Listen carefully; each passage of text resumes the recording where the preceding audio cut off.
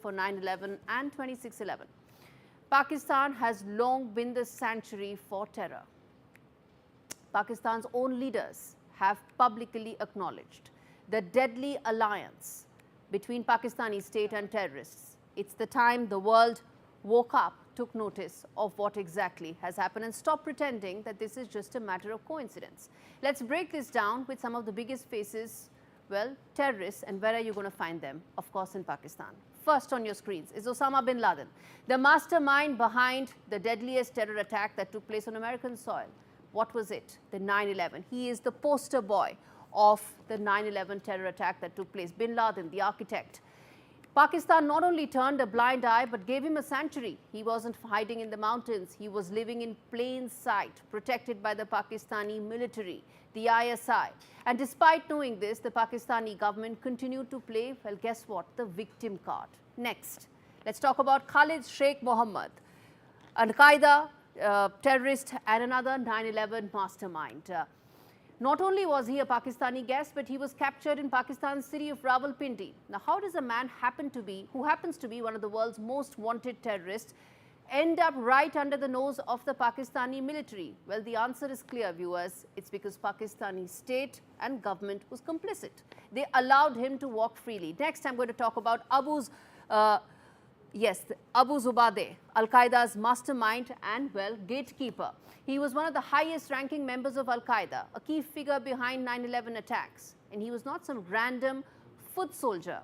He was, in fact, one of the key operatives operating in the shadows. He found a comfortable home in Pakistan. He was captured in Faisalabad in 2002. These, viewers, are just some of the hundreds of terrorists that Pakistan has nurtured. Their defense minister is on record saying that. Osama bin Laden and several others are all there to spread, well, the ideology of hatred as well as the ISIS ideology, all linked back to Pakistan. The question isn't whether Pakistan supports terror. It's how deep do these ties go while Pakistan continues to claim that they are fighting terrorism. The reality is, viewers, that they are nurturing this. They are playing a double game. For years they've been doing so. The world conveniently looked the other way.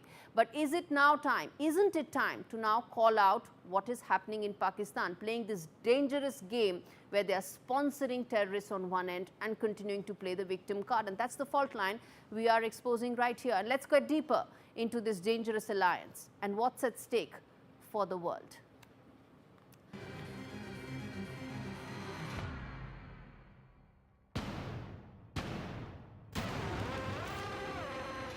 In the battle of words, Pakistan's narrative is hollow, lacking real substance and evidence, while India stands firm with undeniable facts and a consistent voice. Let's start with Pakistan's official defense. Their DGMO briefings claim Pakistan is fighting terrorism on its own soil, a mantra they've repeated ad nauseum. But where's the proof? The same Pakistan that hosts terror masterminds like Hafiz Saeed and Zakir Rahman Lakhvi on its soil is hardly a credible defender of peace. Instead of offering accountability, they offer denials with no substance to back them up. Now, contrast that with India's stance. The DGMO in India speaks with clarity and conviction. Their briefings are backed by intelligence and hard evidence, not just empty words. India doesn't just talk the talk, they walk the walk. Every time Pakistan sponsors a terror attack, India responds with precision, holding Pakistan's hand to the flame of accountability. Then there's Shehbaz Sharif, Pakistan's prime minister, who has repeatedly tried to mimic global leaders by making speeches and appearances on the international stage. But his words are like cheap imitations in makeshift tents, with weapons not even used in the conflict and banners of those actually claimed to be used, echoing hollow promises without action. Pakistan's narrative, from their DGMO's briefings to Shehbaz Sharif's stage performances, is falling apart. While India's leadership stands firm, armed with proof and a consistent stance, Pakistan continues to flounder, spinning tales with no proof to back them up.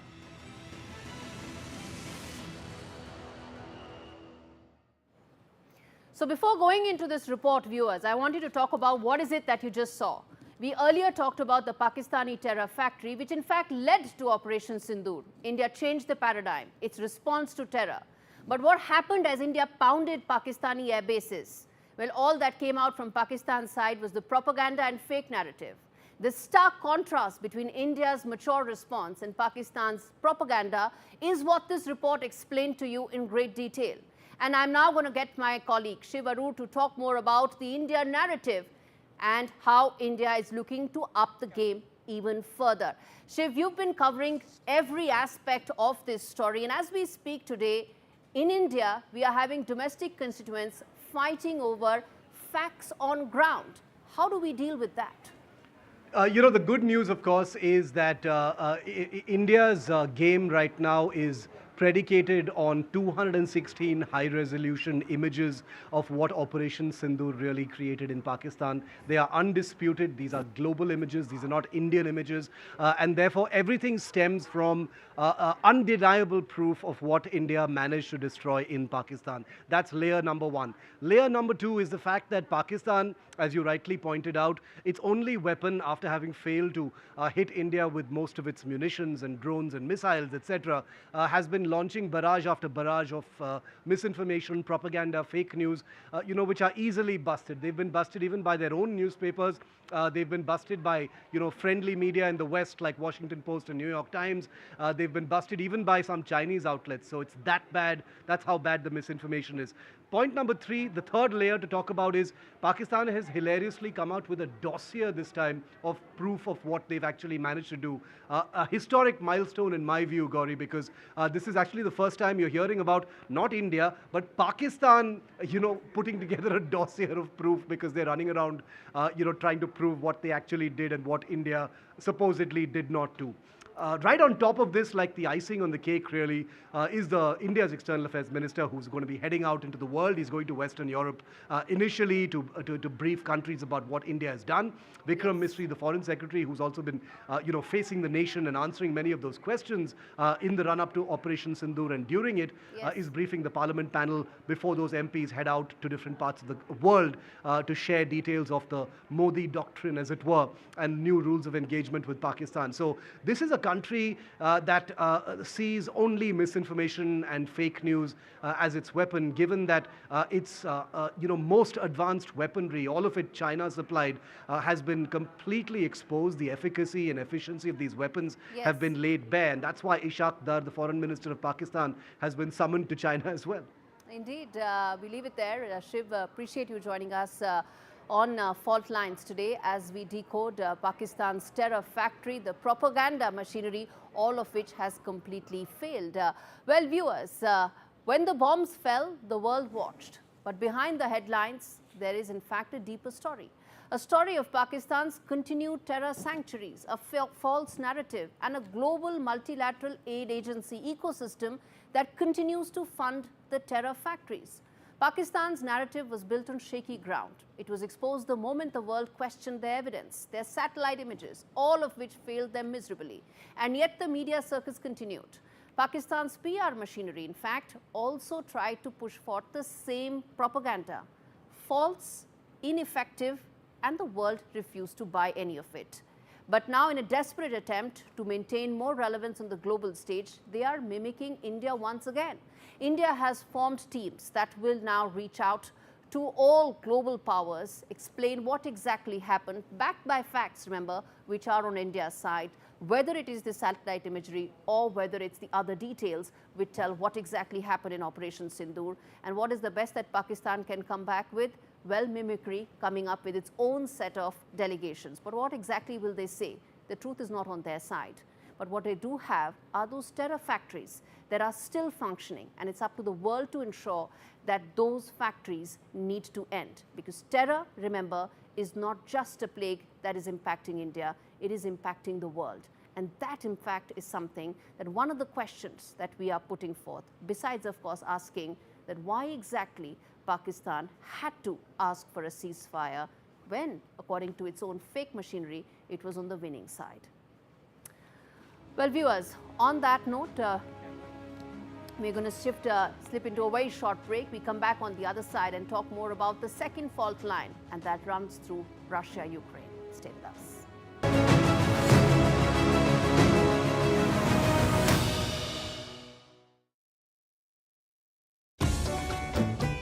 जब मेहमान नवाजी में कोई कसर बाकी ना हो, तब जान लो घर में आज दावत है. Dawat. Bring out your finest. With 3, save £336 on the Samsung Galaxy S25 Ultra. Plus, claim Galaxy Buds 3 Pro and try Gemini Advanced for 6 months at no cost. Search 3 or head in-store today. Life needs a big network. It's pandemonium, it's pandalicious, it's fantastic. It's the world of Panda Bingo. I like to make a cup of tea, get settled on the sofa and play Panda Bingo. It's like a little bit of me time. Well, me and the pandas. Whether I'm out and about on my mobile or just at home on the laptop, I can play my favourite Panda Bingo games anytime, anywhere. I just love it. Brilliant bingo rooms, great games, out of this world offers. Join today at pandabingo.com/bingo. What they don't tell you about getting older is how much fun it can be. Enjoying all the things you've worked so hard for. Spending time with the people that really matter. Not to mention, finally finding that precious time for yourself. I don't want anything taking my best years away from me, but like so many people, I've seen the heartbreak that dementia can cause. That's why I'm asking everyone to order this essential free guide from Alzheimer's Research UK. It's called Your Brain Matters. We all know what's good for our heart and our lungs, but do you know how to keep your brain healthy too? Well, this guide tells you how, in 7 steps you can start taking right now, whatever your age. Just ring the number on screen to get your free copy. Inside, you'll find facts and tips that can keep your brain healthy and help reduce your risk of developing dementia. It's advice you can really trust from leading dementia scientists. Read it, keep it, and check back whenever you need to. Order your free copy now. Call Alzheimer's Research UK on 0800 035 5984 or text BRAIN2 to 78866. Think of it as another way of planning for your best years, because your brain really matters.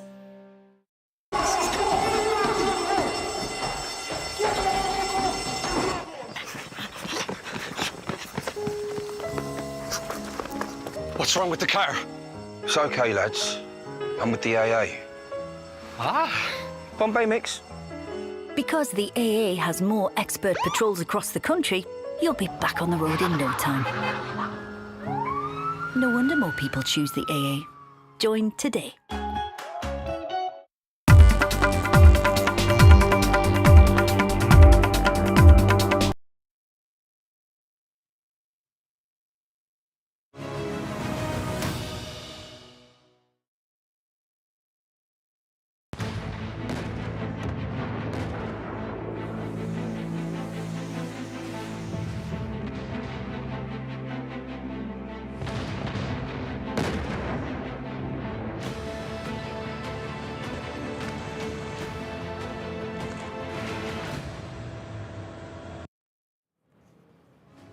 Viewers, the second fault line we are going to talk about and expose is the one that runs through Europe, Russia and Ukraine more specifically. Vladimir Putin is playing the long game, with Donald Trump back in the White House and peace talks in Istanbul almost coming to a dead end. Russia is betting on bypassing Zelenskyy completely. What does Putin want? Well, simply he wants to talk directly to the big boys. And who's in the big boys club? Most certainly not Zelenskyy. And as we dig deeper into the power plays, the posturing, and the real politic of a war that refuses to end, we decode exactly what those fault lines are all about. Remember, they say you cannot expect rain if you never see the clouds. 3 years into the war, a so-called peace summit in Istanbul, took place while Putin stays dry and far away from the storm. And Zelenskyy made an appearance, flanked by his European allies. But the question is, what happened to the Americans? They deserted him completely, didn't they? In fact, that's one of the questions that we are going to put forth. that the deals that Trump was signing, what happens to the deal that he was supposed to sign on the Russia-Ukraine front? The very man who suggested the talks decided not to attend. Instead, he sent a ghost delegation, who? Putin, led by a cultural relic, not a serious negotiator. The message was loud and clear from Putin that Russia is here to posture, most certainly not to settle. Ukrainians, in fact, they also had a delegation. They showed up. They were hopeful, perhaps, but it's hard to tango when the partner won't even step on the floor, isn't it? Meanwhile, across the Atlantic, Donald Trump is beginning to look more and more ineffective, and there are reasons why I say that. First, 3 times he's threatened sanctions if Russia doesn't agree to a ceasefire. 3 times Putin shrugged. Trump's latest move, well, staying 4 hours away in the Gulf, sealing business deals instead of actually the peace deal that he claimed that he could actually get in 24 hours. If this is what friendship with Putin looks like, if this is what friendship with Trump looks like, is Zelenskyy better off with enemies, is the question. Trump's floating a meeting with Putin, but unclear when, even as the grinding war, viewers, takes 5,000 lives every week. On the ground, bombs keep falling while leaders dance around diplomacy. Civilians die in the dirt. The Istanbul summit was meant to stop the bloodshed. Instead, it became a backdrop for egos and empty seats. Putin's playing the long game. Trump's playing catch-up. And well, Zelenskyy, he's playing defense, isn't he? Politically, militarily, and emotionally as well. With the world watching, but not stepping in. If peace is a poker table, then right now it's clear Ukraine's not holding the cards, isn't it? And viewers, in the end, it's not just a diplomatic failure. It's a dangerous signal that Putin believes he can actually wait out Ukraine, brush off Trump, and bend the terms of peace to what he wants to. The Istanbul summit was never really meant to succeed, but just to show who's really pulling the strings. And the answer to that you'll find in this report.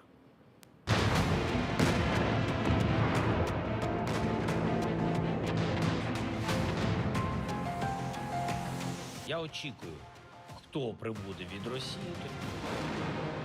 Russia's leverage over Ukraine is growing, and the shift in global power dynamics is unmistakable. With Trump back in power, the Kremlin sees opportunity, and Zelenskyy increasingly sidelined. He wasn't going if I wasn't there, and I don't believe anything's going to happen, whether you like it or not, until he and I get together, but we're gonna have it. That remark came just days before the Istanbul peace talks. Trump's tone towards Zelenskyy has hardened, even as he insists he can broker peace. But what does Russia see? A divided West, a distracted Trump, and an isolated Ukraine. И сначала Зеленский какие-то там делал заявления, что он требует, чтобы Путин прибыл лично. Ну, жалкий человек, но всем же понятно, кроме, наверное, его самого и тех, кто им кукловодит. Потом ему старшие товарищи объяснили, что не надо так. Putin's strategy is simple: reduce Ukraine to a subplot and elevate the conflict to a US-Russia standoff. The only diplomatic winner so far, Turkey hosting the talks, playing the broker, and gaining influence while the major powers maneuver. Diyalog kanallarının açık tutulması için buradaki tüm ortaklarımızın desteğine güveniyoruz.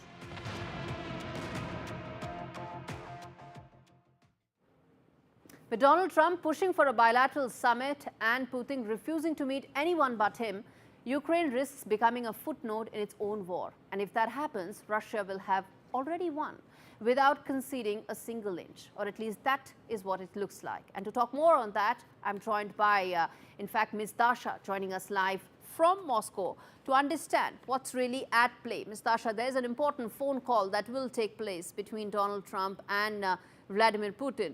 But given how much of a non-starter the Istanbul Peace Summit was last week, it seems few people have high expectations.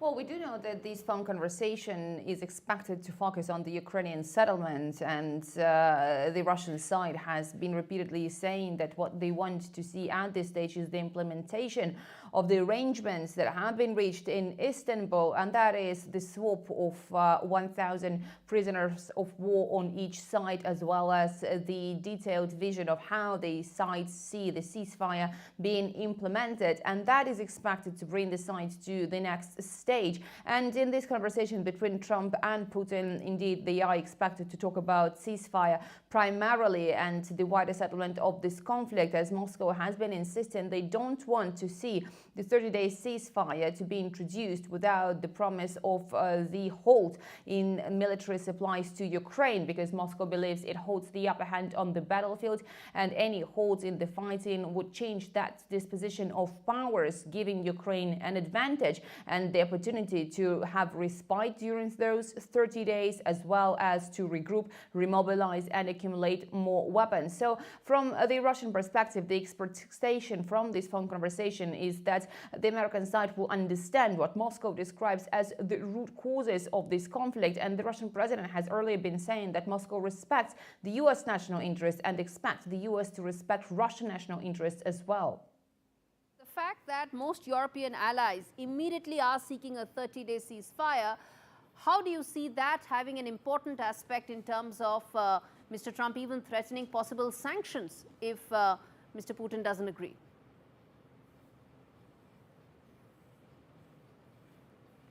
Given the past rhetoric we have been witnessing from the Kremlin, Moscow is defiant of those sanctions, suggesting that the Russian economy has weathered the storm of those sanctions. Although there are indicators like the increased key interest rates, which is at the record high, that are pointing to the fact that the Russian economy is experiencing the signs of not doing well, although it is quite good for the economy that is under so many sanctions. And the Kremlin is likely to say that, okay, you can introduce more sanctions, but what matters for Russia at this stage is to achieve the goals of what Moscow describes its special military operation in Ukraine by military means. And the Kremlin has also been insisting that it has the capacities at hand to achieve those goals militarily and to ensure that Russian national interests are very well secured. And Moscow wants the peace to last for the generations to come, not to put some sort of band-aid that could result if the Western countries pressure for their solution, ignoring the Russian side. 3 years into the war, nobody wants band-aids. People want long-term solution. Thank you so much, Ms. Dasha, for joining me live from Moscow. Well, viewers, let's take the blinkers off. Vladimir Putin didn't attend the peace talks in Istanbul because he didn't have to. This is not diplomacy, this is theater, and in this play, Putin is both the director and the lead. He wants the stage cleared. No Zelenskyy, no distractions, most certainly none of the other European allies. Just him and Trump, face to face, trading the future of Ukraine like it's a bargaining chip in a poker game, or at least a larger, expansive US-Russia relationship, with Ukraine being only one of the aspects.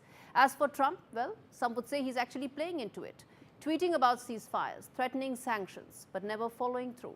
He's bluffing at a table where Putin already holds the cards. Remember, holding the cards is very important for Donald Trump. The Istanbul talks failed because they were never meant to succeed. They were a smokescreen, a diplomatic dance around the real issue. Putin wants to talk to Washington, not Kiev. The phone call between Trump and Putin may set the stage for a possible peace formula. But don't forget, Putin is pulling the old Russian move. He is exploiting all the fault lines that exist in Europe. Everyone wants peace, but everyone wants to stand behind America, behind Trump. And Trump does not want to be the one standing in the first. And that's really what the big issue is. So Putin is pitting allies against each other, trying to stall the battlefield, whisper sweet nothings to the White House while bombing Ukraine. There are entrenched positions on both sides. Zelenskyy does not want to concede any territory to Russia, start talks only after a 30-day ceasefire. Putin wants the talks without any ceasefire. It means that he wants to keep the military edge, build on it, and speak from a position of strength. If the phone call leads to a plan, it will possibly be a breakthrough. But will it lead to a complete end to Europe's longest war since the Second World War? No one knows. And that really is one of the biggest fault lines in Europe. Well, viewers, with that, we come to an end of this edition of Fault Lines. Stay sharp, stay aware, because in this geopolitical chess game, the pawns are dying while the kings are only delaying. Thank you so much for watching the first edition of Fault Lines.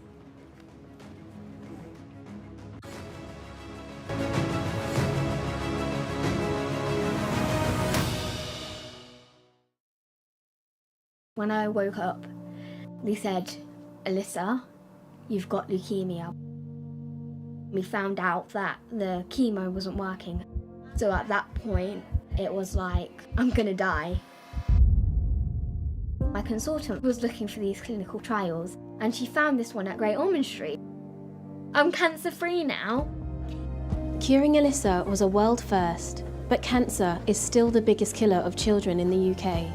Will you help us do more? Search Gosh Care to give £3 a month and help build a new children's cancer centre at Great Ormond Street Hospital, a home for breakthrough research with world-class facilities to help beat cancer for more children. Together, with your kind support, we can help save lives and transform children's cancer care for decades to come. Text CARE to 70125 to give £3 a month and help build our new children's cancer centre. Together, we can beat cancer for more children. Don't miss Sharp's half-price spring savings. Get Sharp's bespoke fitted furniture for every room, from living spaces to home offices and bedrooms. Many ranges are now half price, including our must-have Manhattan range. Our exclusive Space Plus system means we won't be beaten on space. Plus, you get our 15-year guarantee for total peace of mind. Our half-price spring savings end Bank Holiday Monday. Book your free home design visit today at sharps.co.uk. For such gentle souls, working donkeys in the Middle East lead terribly hard lives. For such trusting animals, donkeys are too often abused and exploited. These sensitive, loyal animals often suffer the cruelest pain. This is the hard, painful life that donkeys in Egypt, the West Bank, Israel, and Gaza have to endure. Too often, it's not only a hard life, it is also a short one. But there is something you can do to make their hard lives much easier.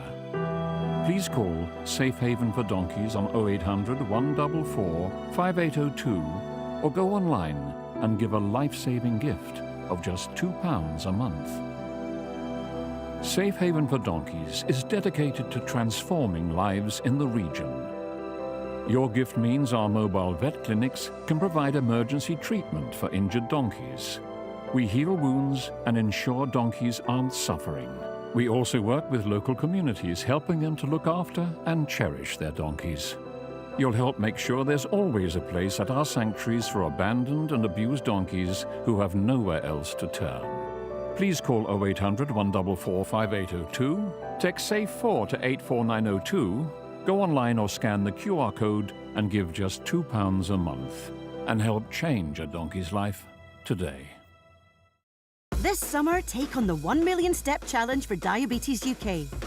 Just over 10,000 steps a day, 3 months, one life-changing challenge.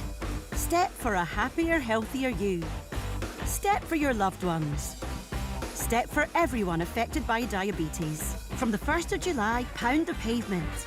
And every pound you raise will help fund life-changing research and support.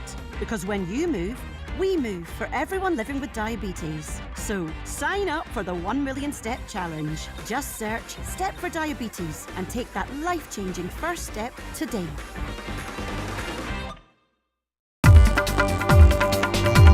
The top court is also slamming the state government, and it says the issue must not be politicized. The Allahabad High Court has upheld the survey of the Sambhal Mosque. Rahul Gandhi yet again is repeating the allegations against the External Affairs Minister Dr. S. Jaishankar. He says India lost an aircraft because Pakistan knew. The BJP has hit back, and the BJP is asking whether Rahul Gandhi is with India or with Pakistan. It is a terrible story emanating from Bengaluru, where a woman dies in a wall collapse. We've seen a lot of incessant rain over the last few hours that has led